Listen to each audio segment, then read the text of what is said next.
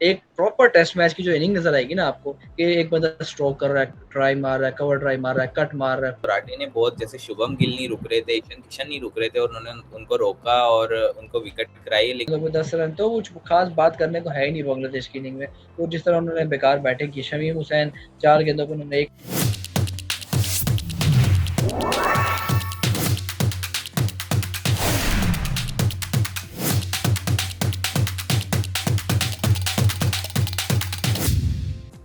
Hello and अस्सलाम वालेकुम everyone. उम्मीद करता हूँ सब लोग खैरियत से होंगे। जैसा कि आप सब लोग जानते हैं कि आज 3 मैच हुए हैं और हमने माशाल्लाह से 3 ही देखे हैं। और उसके बाद अगर कहीं बात की जाए आज इनके टेस्ट मैच की जो इंग्लैंड न्यूजीलैंड के दरमियान था, तो आज कप्तान भी चेंज थे। आज कप्तान थे जॉय रूट जो बेन स्टोक्स की जगह, फिर गस एटकिंसन भी नहीं खेल रहे थे, फिर उनकी जगह आज उन्होंने फिशर को चांस दिया और वो भी अच्छा आज बॉलिंग उन्होंने कराई। तो बात शुरू से करते हैं। तो आज इंग्लैंड ने टॉस जीतकर बॉलिंग का फैसला किया और न्यूजीलैंड को बल्लेबाजी की शुरुआत में ही थोड़ी मुश्किलात का सामना रहा, क्योंकि मैच शुरू में थोड़ा स्लो चल रहा था, लेकिन डेवन कॉनवे की विकेट फिशर लेने में कामयाब हुए। उनका दूसरा टेस्ट मैच था और उसके बाद मैच जो चला वो हेनरी निकल्स और टॉम लैथम के दरमियान था। और ये जो शुरू के इन्होंने आउट किए वो ऐसा लग रहा था कि इन्होंने आउट किए नहीं है, वो न्यूजीलैंड ने खुद दिए हैं। क्योंकि अगर आप देखें तो बेहतर ने आर्चर की बॉल पे कैच किया, फिर उनका कॉनवे का भी कैच आउट हुआ, फिर हेनरी निकल्स चॉप ऑन हो गए और फिर दोबारा आपको कैच की लिस्ट मिलेगी जो इस तरह फॉर्म टेस्ट मैच में इतना लगता नहीं है। तो हेनरी निकल्स के बाद फिर वो भी लैथम के साथ खड़े होते हुए आउट हो गए। उसके बाद रविंद्रा ने आगे पार्टनरशिप को, और रविंद्रा फिर जब टॉम ब्लंडन की मिचेल की पार्टनरशिप ली, तो ये एक मैच में ठहराव लेकर आए थे। इससे पहले तक मैच में कोई न्यूजीलैंड खातर ख्वाह नजर नहीं आ रहा था, क्योंकि जो इस तरह पिच थी वो लग रहा था कि बैटिंग ज़्यादा सपोर्ट कर रही है, लेकिन न्यूजीलैंड उस तरह फ़ायदा नहीं उठा रही, और वो यही था। और उसके बाद फिर जब इन दोनों की पार्टनरशिप लगी तो काफ़ी अच्छे जा रहे थे। मिचेल ने 44 रन बनाए, वो बहुत अच्छा खेल रहे थे, कमाल का खेल रहे थे, लेकिन अनफॉर्चुनेटली आउट हो गए वो। फिर उसके बाद रविंद्रा आए, रविंद्रा के साथ पार्टनरशिप लगी थी। ब्लंडर ने बहुत कमाली नहीं खेली, यानी कि एक प्रॉपर टेस्ट मैच की जो इनिंग नजर आएगी ना आपको कि एक बंदा स्ट्रोक कर रहा है, ट्राई मार रहा है, कवर ट्राई मार रहा है, कट मार रहा है, फुल शॉट मार रहा है, यानी कि कोई चीज़ छोड़ी नहीं है। यॉर्कर आया तो फुल प्योर तरीके से रोका, यानी कि बस रुक गया और जान छूट गई। इस तरह की कोई इनिंग उनकी नज़र नहीं आई और आखिर में वो आउट हो गए। लेकिन उनकी इनिंग जो मैं कहूँगा अगर आप वैसे बैठ के भी देखेंगे ना, बहुत कमाल की इनिंग। और उसके साथ ग्लेन फिलिप्स ने यही उनका अच्छा थे दोनों मैचों में, पिछले मैचों में उनकी दोनों इनिंग में रन थे और इस मैच में भी उन्होंने यही कहा कि पिच से जितने रन आप निकाल सकते हैं आप निकालें, क्योंकि जिस तरह जल्दी वो आ रहे थे और हर गेंद पर चार्ज की तरफ जा रहे थे और जल्दी जल्दी रन बनाने की कोशिश करते, यही न्यूजीलैंड को फायदा देगा। क्योंकि अगर आप यहाँ का कोई प्लेयर आता और वो 80 गेंदों में 30 रन करता तो आखिर में उस टारगेट पूरा दिन का स्कोर कितना निकल, कुछ भी निकलता, 240-45 निकलता। तो यही वजह थी कि आज न्यूजीलैंड 300 के करीब पहुंच गया और ये इनको काफी कल फायदा देगा। अगर आके 60 रन भी जोड़ते हैं तो बहुत बेहतरीन रहेगा। आप क्या कहेंगे इसके बाद? जी बिल्कुल, क्या ही ज़बरदस्त आपने ब्रेक डाउन किया। और स्टार्टिंग के अंदर मैं, जैसे इनके स्कोर्स तो कम था, लेकिन अगर आप बॉलिंग देखेंगे, अगर आप डेवन कॉनवे को छोड़ दें और उसके अलावा बाकी प्लेयर्स की परफॉर्मेंस देखें तो बहुत ज़बरदस्त रही है। मैं कहता हूँ कि चलें स्कोर नहीं किया आपने, भाड़ में गया स्कोर, लेकिन आपने बॉलें खेली हैं। जो रियल टेस्ट मैच का मकसद आपने वो पूरा किया है। मतलब आप अगर बॉलें देखें, टॉम लैथम ने 75 खेली हैं, 75 विच इज़, और फिर उसके बाद हेनरी निकोलस ने 57, उसके बाद रिचन ने 51 खेली हैं और मिशेल ने 74। फिर टॉम ने आज क्या ही ज़बरदस्त इनिंग रखी है और कितने ही ज़बरदस्त, जैसे आपने बताया कि उन्होंने कवर ड्राइव मारी और ये चीज़ें की, उन्होंने 84 गोल्स खेली हैं। और मैं टेस्ट मैचेस के अंदर यही देख रहा था कि कौन सा प्लेयर खड़े होकर सामने वाले के ऊपर कितना प्रेशर डाल रहा है। बेशक उन लोगों ने आखिर में कैचेस वगैरह दे दी, लेकिन उन्होंने इनिंग देखने वाली खेली है कि हाँ, इसे कहते हैं बॉल रोकना। और इस तरह से ये हमारे प्लेयर्स कर रहे होते हैं T20 में, और जब उनको टेस्ट मैच के अंदर ये करने को दिया जाए तो वो अगली 4-5 बॉलों पे आउट हो रहे होते हैं, वही चक्के चौके मारते हुए जा रहे होते हैं, वही सेम परफॉर्मेंस रहती है। लेकिन इधर उन्होंने बताया कि टेस्ट मैच जो है वो it's not all about score, it's all about how long you can maintain yourself on the crease, and that's what we see in today's match. और जो न्यूजीलैंड की तरफ से हमें टेस्ट की स्पिरिट नजर आई है।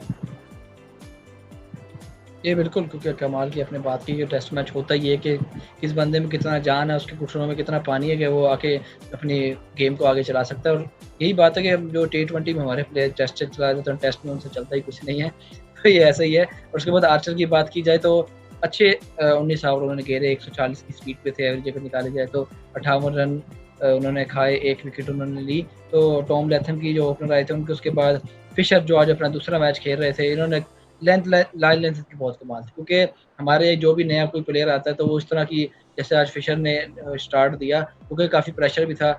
गस एटकिंसन की जगह ये आए हुए थे और उनका कप्तान भी चेंज हुए हुए थे, तो काफ़ी मुश्किल था, लेकिन कहने को उनका काफ़ी अच्छा दिन गुजर गया। उसके बाद सोनी बेकर को भी उन्होंने खिलाया और बशीरन को निकाल दिया उन्होंने रविंद्रा को आउट किया, फिर मिचेल को आउट किया।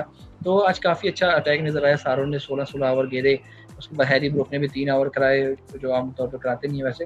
बैथल अच्छे गेंदबाज हैं, उन्होंने 5 ओवर कराए, 1 विकेट कराया और कमाल की उन्होंने 2 आउट भी विकेट भी निकाल दिया आखिर में जाके। ब्रंडल जो आउट ही नहीं और थे, जो उन्होंने पूरी कोशिश करने के बाद जो वो उनको आउट किया, फिर वो नेथ स्मिथ आए, उनको आउट कर दिया। तो काफ़ी अच्छा नज़र आखिर में जो ऐसा लग रहा था इंग्लैंड बिल्कुल पर डे हो चुका है, वो उन्होंने वापस कर लिया कि अगले दिन जो दोनों टीमें उतरेंगी वो 60-40 के रेशो से आपस में कॉन्फिडेंस शेयर करेंगी। तो मुझे लगता है कि काफ़ी अच्छा रहेगा। बाकी इस टेस्ट मैच के बारे में आप क्या कहना चाहेंगे? जी, ऑब्वियसली बात है, हम ये कल देखेंगे। बॉलिंग जो है इंग्लैंड की तरफ से इतनी कोई खास नहीं रही। मतलब जिस तरह से आपने इतने ओवर करवा लिए, आपने पूरा दिन, ऑब्वियसली बात है, आपने स्कोर रोका, विच इज़ गुड। आपको प्लेयर जो हैं वो बहुत ज़्यादा एहतियात से खेल रहे थे, आपने अपना अपना भी प्रेशर बना के रखा था, लेकिन आप विकेट्स नहीं निकाल पाए। इट्स नॉट ऑल अबाउट कि आप कितनी जल्दी विकेट ले रहे हो, ये मैटर करता है। ये नहीं मैटर करता कि आप कितना स्कोर रोक रहे हो ये टेस्ट मैचेस के अंदर, क्योंकि आपने अपनी जल्द से जल्द बारी लेकर आनी होती है। और क्योंकि फर्स्ट इनिंग है तो आपको सेकेंड इनिंग के अंदर जल्द से जल्द बारी लेकर आनी है, ताकि आपको फर्स्ट इनिंग भी मिले, सेकंड इनिंग भी मिले, और आप डेज जो है ना वो वेस्ट ना करें। तो उस लिहाज से बॉलिंग इतनी कोई खास नहीं थी। वैसे अगर स्कोर देखा जाए तो स्कोर रोका है इन्होंने, लेकिन ऑब्वियसली बात है इंग्लैंड भी अच्छी है, तो हम कल देखेंगे कि क्या इनकी परफॉर्मेंस रहती है नेक्स्ट टेस्ट मैच। और इसी के साथ चलते हैं हम इंडिया के मैच की तरफ, और इंडिया और अफगानिस्तान का, जो कि बहुत ज़बरदस्त मैच रहा। और इंडिया जो है वो बहुत ही बड़े मार्जिन से अफगानिस्तान से जीता। मुझे तो ऐसा लगता है इंडिया की साजिश है कि ये छोटी टीमों के साथ खेलते हैं। ये बाबर आजम को जिम्बाब्वे कहते हैं, और खुद क्या है ये क्या कहेंगे आप इनकी बैटिंग और बॉलिंग के ऊपर? जी, बिल्कुल, जिस तरह आज मैच शुरू हुआ तो हम यही कह रहे थे कि जो इंडिया और अफ़गानिस्तान का मैच है और वो हो भी तो इंडिया में, तो मुझे लगता है कि इंडिया के 99.9% चांसेस है कि वो जीते, क्योंकि जिस तरह आपने पहले मैच में देखा हो, क्योंकि मैच शॉर्ट हो गया था, तो अफ़गानिस्तान भी थोड़ा बहुत रेंज में आ गया था, लेकिन इंडिया ने दूसरी इनिंग में छोड़ा तो उनको वहाँ भी नहीं। लेकिन आज जिस तरह दोबारा आज ओडीआई मैच शुरू हुआ, लखनऊ में मैच था, यहाँ का पिच ना रिलेटिवली थोड़ा स्लो रहता है और आज लगा ही नहीं कि ये लखनऊ का पिच है, क्योंकि जिस तरह आप देखिए शुरू में जायसवाल को तो आउट कर लिया उन्होंने, मोहम्मद सलीम ने अच्छी गेंदबाजी टेस्ट मैच में उन्होंने कराई, लेकिन जायसवाल उस तरह फॉर्म नहीं पकड़ रहा जो उन्होंने आईपीएल के क्वालीफायर्स में पकड़ी थी। तो उम्मीद करते हैं आगे आगे अच्छा करेंगे। Rohit Sharma as always 48 run की उन्होंने एक इनिंग खेली, 39 गेंदों में 6 चौके मारे, 2 छक्के मारे, तो एक टिपिकल रोहित शर्मा वाली इनिंग आपको नजर आई इसमें। तो उसको राशिद खान ने उनको आउट कर दिया। इसके बाद फिर पार्टनरशिप लगी शुभमन गिल और ईशान किशन की, यानी कि आप टीवी में बैठे रहेंगे और ये खेलते जा रहे हैं और एक पॉइंट तो ऐसा आया कि ईशान किशन 46 रन पे थे और शुभमन गिल 84 पे थे, और फिर एक पॉइंट ऐसा आया कि शुभमन गिल 99 पे हैं और ईशान किशन 93 पर हैं, यानी कि इतना उन्होंने तेज चार्ज किया है। यानी आप शुभमन गिल की इनिंग को निकालें, 150 रन 4 रन उन्होंने बनाए, 22 चौके जो बंदा लगा सकता है, वो किस कैलिबर पे जाकर क्रिकेट खेल रहा है ये आप अंदाज़ा लगा सकते हैं। और उन्होंने 2 छक्के लगाए। ईशान किशन का ये है कि वो हिटिंग करना जानते हैं, वो छक्के ही मार लेते, चौके ही मार लेते, उन्होंने 14 चौके मारे, 7 छक्के मारे, 125 रन की क्या ही कमाल इनिंग थी। तो इनकी इन दोनों की इनिंग में फैसला हो गया था कि अफ़गानिस्तान ने आज हार जाना है, क्योंकि जितनी इनकी पार्टनरशिप कराना है उतना अफ़गानिस्तान की टोटल टीम ने बनाया है। इसके बाद जिस तरह ये आउट हुए तो उसके बाद लगा कि अफ़गानिस्तान जो लग रहा था कि 450 पे जाएगी, वो थोड़ा वो टारगेट नीचे हो, क्योंकि अय्यर भी कुछ खास कर नहीं पाया, 24 पे 26 उन्होंने बनाया, केएल रावत पहली गेंद पे ही आउट हो गए, करोटी ने उनको आउट कर दिया। उसके बाद वाशिंगटन सुंदर भी इतना खास नहीं कर पाए, राशिद खान और उन्होंने उनको आउट। मुझे लगता है कि राशिद खान अब रह गए हैं कि छोटे फॉर्मेट के बॉलर 4-4 ओवर वाले ना, तो बड़े फॉर्मेट में मुझे लगता है इस तरह उनका स्टेमिना नहीं है या वो इतनी मेहनत नहीं करते इसमें, क्योंकि टी20 में जो राशिद खान है वो डीआई और टेस्ट तो खेल ही रही, ओडीआई में वो बिल्कुल डिफरेंट नजर आते हैं। इसके बाद रहे गुरनूर, उन्होंने वो भी जल्दी आउट हो गए, 3 रन बनाए, सरदार साहब ने भी 3 रन बनाए। तो जो लग रहा था कि इंडिया 450 तक जाएगा वो आज 402 पर ही रुक गया, लेकिन ये बहुत बड़ा ही टारगेट है, क्योंकि ऑल आउट तो होगी इंडिया, लेकिन जिस तरह वो बड़े टारगेट की तरफ जाते हैं तो चांस भी ज़्यादा लेते हैं। बाकी अगर आप अफगानिस्तान की बॉलिंग के बारे में कुछ कहें? जी बिल्कुल, जो बॉलिंग थी, जो खराटे है, आज हमें मैच के अंदर नज़र आए हैं काफ़ी अर्से बाद, और क्या ही ज़बरदस्त उन्होंने बॉलिंग रखी है। 4 विकेट्स उन्होंने, जब भी हम कोई नया प्लेयर देखते हैं टीम के अंदर, तो वो कोई ना कोई अच्छी परफॉर्मेंस देखता है और देता ही है, और हमें उसकी परफॉर्मेंस नज़र आ भी रही होती है। लेकिन आज राशिद खान की तरफ से भी अच्छी परफॉर्मेंस रही। ऑब्वियसली बात है, आप ऐसे उनकी विकेट्स ले रहे हैं बॉलर्स वगैरह की, लेकिन फिर भी विकेट्स तो विकेट्स हैं आपके, उसमें काउंट होती है।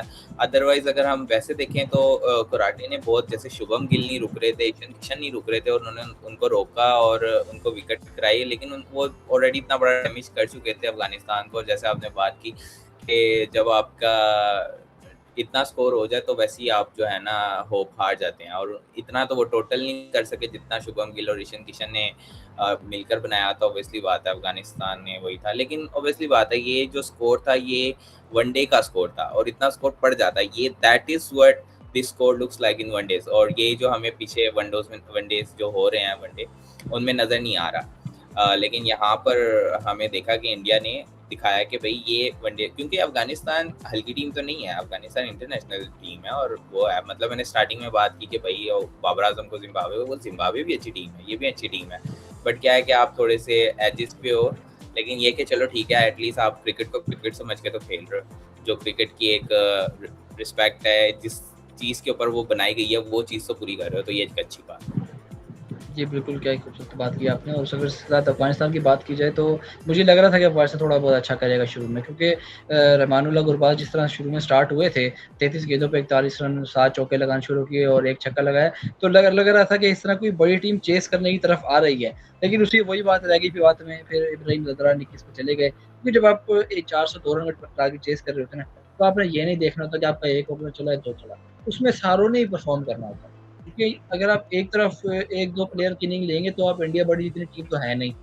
आपने हर क्या करना है, हर प्लेयर ने 60-70, 60-40 के एक तरह की पार्टनरशिप देनी है पूरी टीम को। वो अफ़गानिस्तान शुरू में कहने को थोड़ा बहुत कर लिया, लेकिन वो भी जिस तरह किया वो लग नहीं रहा था कि पता ही लग गया था कि पावर प्ले के बाद कि मैच खत्म। और रहमानुल्लाह गुरबाज ने 41 किए, इब्राहिम ज़दरान ने 31 गेंदों पे 21 रन किए, फिर सिद्दीकुल्लाह अताल ने थोड़ा बहुत मैच को आगे बढ़ाया, क्योंकि 50 गेंदों पे 42 उन्होंने किए, 5 चौके मारे, 1 छक्का मारा। फिर रहमत शाह जो पिछले मैच में आउट हो गए थे, शॉट मारते, फुल शॉट मारते आउट हो गए थे वो, उसपे उन्होंने 79 रन बनाए, क्योंकि मैं भी यही देख रहा था कि रहमत शाह को चाहिए था कि वो थोड़ा इनिंग को आगे लेके जाते। इस तरह ये नहीं कि आप 79 पे खड़े हैं तो मतलब कि आप मैच हार चुके हैं तो लेकिन करीब तो जाए ना मैच के। आपको पता है कि नीचे इस तरह के प्लेयर नहीं जो गेम को इस तरह चला सकते हैं, जो ये जो रहमत शाह है वो इब्राहिम ज़दरान के लेवल के प्लेयर हैं, लेकिन उस तरह कर ही नहीं पा रहे। फिर रसूल ही जल्दी आउट हो गए, जो कप्तान साहब है वो भी इनके ऐसे ही हैं, तो कोई ख़ास इन्होंने परफ़ॉर्मेंस नहीं। 12, 11, 9, 2, 9 तो 11 ही हो गई। अफ़गानिस्तान 232 रन इन्होंने बनाए हैं। बाकी इंडिया की बॉलिंग के बारे में क्या कहेंगे? उन्होंने आउट क्लास कर दिया। जी, बिल्कुल।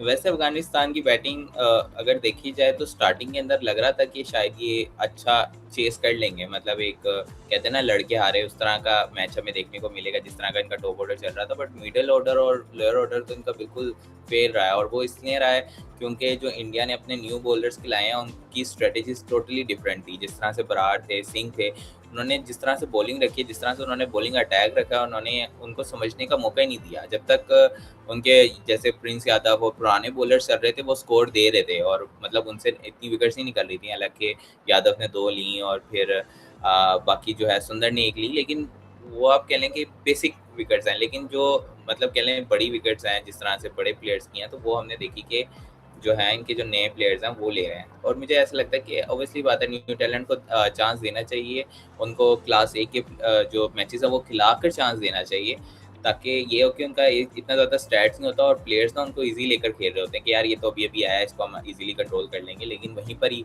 वो जो है ना उनकी सबसे बड़ी गलती होती है जहाँ पे वो अपनी विकेट खो देते हैं। जी, बिल्कुल, आपने बिल्कुल सही कहा, क्योंकि वो नूर जो उनके प्लेयर आए हैं कमाल की 140-45 की गेंद कराते हैं वो हर बॉल ही, और लगता है कि बेहतर से बेहतर की तरफ वो जा रहे हैं। तो इसी के साथ इंडिया वाले एनालिसिस यहाँ खत्म हुआ और चलते हैं बांग्लादेश वाले मैच। जी, आज ऑस्ट्रेलिया ने आज बांग्लादेश को फिर दोबारा हरा दिया। आखिरी तीसरा ओडीआई भी उन्होंने हराया। अलबत्ता वो सीरीज़ जीत गए बांग्लादेश, लेकिन ये वाला मैच आज ऑस्ट्रेलिया जीत गया, क्योंकि आज ऑस्ट्रेलिया ने शुरू से ही बांग्लादेश को कहने को गले से पकड़ा हुआ था, क्योंकि जो ऑस्ट्रेलिया हम जानते हैं उनके जो यंग ब्लड है वो उन्होंने वैसे ही, क्योंकि T20 में काफ़ी प्लेयर उनके वापसी भी आ गए हैं। तो बांग्लादेश जो थोड़ा बहुत मुझे लग रहा था कि जो इम्प्रूवमेंट की तरफ जा रहा है, अच्छी बात है, वो भी अच्छी बात है। ये नहीं हम वो बुरी बात नहीं कर रहे, लेकिन जो बांग्लादेश नज़र आ रहा था ODI में वैसा नज़र नहीं आया। क्योंकि सैफ अली को देखें तो ये अच्छे खिलाड़ी नज़र आ रहे थे, लेकिन अभी तक उनको दोबारा वो फॉर्म नहीं मिली जो एशिया कप में इनके पास थी। तंजीद हसन वो भी जल्दी आउट हो गए, 9 गेंदों पे 10 रन उन्होंने बनाए। फिर सोनिया सरकार जो उन्होंने हम ही ठेका लिया हुआ था हमें मारने का, उन्होंने 2-2 3-3 100 मारी हमें। उसके बाद से वो ना ODI में नज़र आए, ना T20 में नज़र आए हैं। आज तो उन्होंने टेस्ट मैच वाली नहीं खेली, 18 गेंदों पे 17 रन। तो समझ नहीं आ रहा था, बांग्लादेश को जल्दी उनके ऊपर से आउट हो गए और जंपा ने भी कसर नहीं छोड़ी, उन्होंने जंपा ने भी शुरू से उनका आउट कर लिया। स्पेंसर जॉनसन, मैट रेनशो से भी आउट हुए हैं और इमोन 12 गेंदों पे 10 रन, 10 गेंदों पे 10 रन। तो कुछ खास बात करने को है ही नहीं बांग्लादेश की इनिंग में। तो जिस तरह उन्होंने बेकार बैटिंग की, शमीम हुसैन 4 गेंदों पे उन्होंने 1 रन बनाए। मेहदी हसन ने जो लग रहा था बांग्लादेश जो 100-110 करेगा, तो इन्होंने कहा कि नहीं थोड़ा बहुत ज़्यादा कर लेते, 131 पे चले गए वो। उसके बाद रिशाद हुसैन ने 3 रन बनाए, शरफुल सलाम 7, मुस्लिम 7। तो कोई खास इनकी बात नहीं थी, आखिर में जाके इन्होंने थोड़ा बहुत चार्ज किया, लेकिन जैसा T20 मैच हम एक्सपेक्ट कर रहे थे वैसा बिल्कुल भी नज़र आया। बाकी उसकी बॉलिंग के बारे में क्या स्टोरी? जी, आज तो ऑस्ट्रेलिया के बॉलर्स ने क्या ही लेवल रखा है और बांग्लादेश को ऐसे वाक़ई गले से पकड़ के रखा है। उन्होंने स्टार्टिंग के अंदर ही उनका स्कोर सारा रोक दिया था। मतलब कह लें कि ना टॉप ऑर्डर चला, ना मिडल ऑर्डर चला। लोअर ऑर्डर के अंदर आपको बस मेहदी हसन की थोड़ी-सी परफॉर्मेंस नज़र आएगी, बट ओवरऑल बांग्लादेश पूरा हिल के रह गया था। बांग्लादेश जितना समझ रहा था कि हमने ऑस्ट्रेलिया को कैटल कर लिया, ऑस्ट्रेलिया को पकड़ लिया, लेकिन ऑस्ट्रेलिया ने कमबैक दिया है और बहुत ही ज़बरदस्त कमबैक दिया है। लेकिन यही है कि जिस तरह की बॉलिंग रही जैसन की तरफ से, जिस तरह की बॉलिंग रही शेवियर की तरफ से, एलिस ने बहुत अच्छी बॉलिंग रखी। सारों ने अपनी एक तर्ज में बॉलिंग रखी, लेकिन जिस तरह से ज़ैम्पा ने एक बॉलिंग अटैक भी रखा है और 7 विकेट्स भी लेकर गए हैं, वो बहुत ज़बरदस्त रहा है कि आप 4 ओवर करवा रहे हैं, 18 रन दे रहे हैं, 3 विकेट्स ले रहे हैं। इस तरह की बॉलिंग, इस तरह की परफॉर्मेंस हमें चाहिए होती है। और इसी तरीके से जोल की तरफ से भी सिमिलर परफॉर्मेंस रही है कि उन्होंने 3 ओवर करवाए हैं और 3 विकेट्स लिए हैं। और जिस तरह से इन 2 मेन बॉलर्स ने बांग्लादेश को वक्ता डाल दिया था, which is very nice to watch.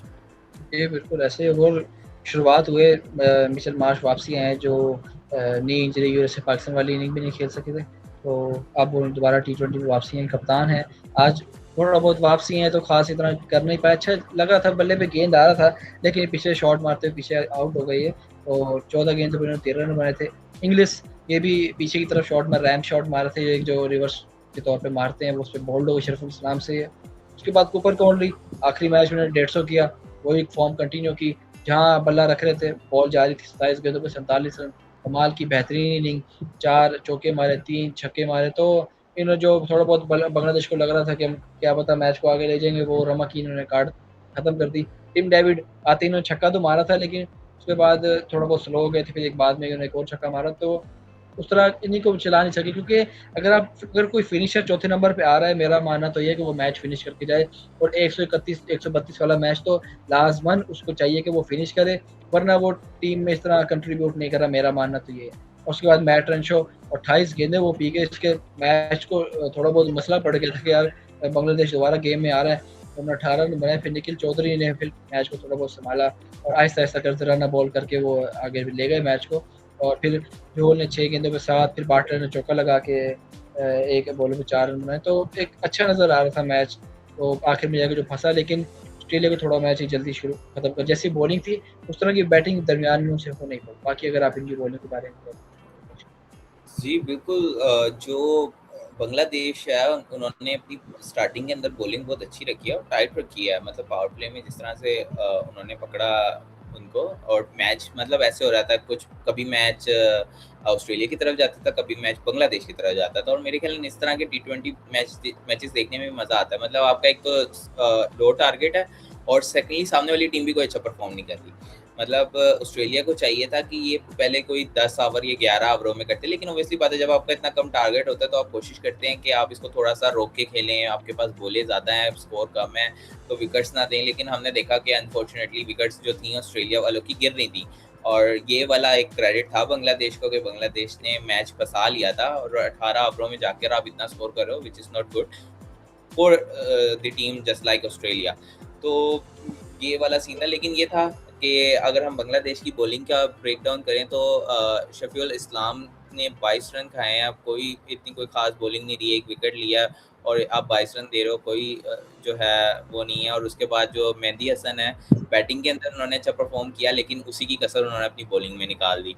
और इसी तरीके से अब्दुल गफ्फार शकीन है, तो वो उन्होंने भी सिमिलर किया। और मेरे ख्याल यही कुछ बॉलर्स थे जिन्होंने, वैसे तो ओवरऑल सारे बॉलरों ने जिसका जहाँ दिल किया उन्होंने ऑस्ट्रेलिया वालों को स्कोर दिया है, तो यही रखा है। तो मेरे ख्याल बॉलिंग की वजह से, बैटिंग तो वैसी उनकी वो थी, जब आपका बैट्समैन बैटिंग साइड इतना कुछ खास नहीं करती तो वैसे बात है बॉलिंग साइड ने क्या उखाड़ लेना था।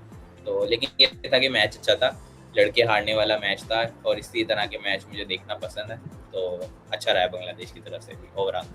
जी, बिल्कुल ऐसे ही। और इसी के साथ आज के मैचेस पे हमारा रिव्यू पूरा होता है। और जाने से पहले हम ये कहेंगे, अगर आप हमारे साथ वीडियो में आना चाहते हैं और हम अपनी बात को हमारे सामने लोगों के सामने रखना चाहते हैं, तो आप हमारे फेसबुक पेज पे जा सकते हैं, वहाँ से हमारी ईमेल आईडी दे सकते हैं, कमेंट में हम पिन कर देंगे, आप डिस्क्रिप्शन में भी देख सकते हैं। और आप वीडियो में आया करें, घबराया ना करें, कैमरे के आगे बोलने से आप जो अपनी बात रखेंगे, लोग जो पसंद करेंगे इस बात को, वो आपको अप्रिशिएट भी करेंगे। और गलत कमेंट भी आते हैं, अगर आप आना चाहते हैं तो आए, ज़रूर आएँ। और उसके बाद हम यही कहेंगे कि हमारे चैनल को लाइक करें, शेयर करें, सब्सक्राइब करें, क्योंकि बाकी आने वाली वीडियो से आप फिर अपडेट रहेंगे। बेल आइकन को भी दबाएँ और जाने से पहले आप हमारे दोस्त अल्लाह हाफिज़।